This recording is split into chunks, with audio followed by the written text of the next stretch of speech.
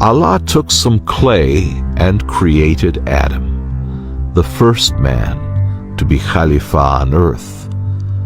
The angels could not understand why Allah would create a new Khalifa on earth after their battle to remove the old ones.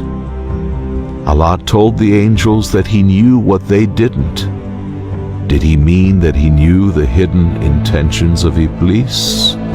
Or did He know that the offspring of Adam would produce a few who would truly be worthy of leading the earth?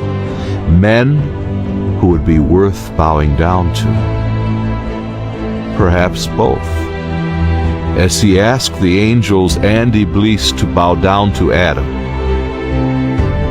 all angels did as they were told, but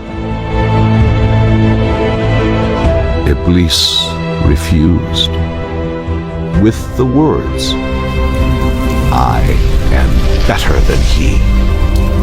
Thou did create me from fire and him from clay.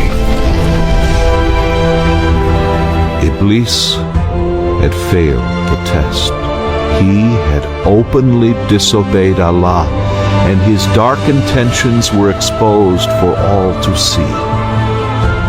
He was cursed by Allah and would have been sent immediately to hell.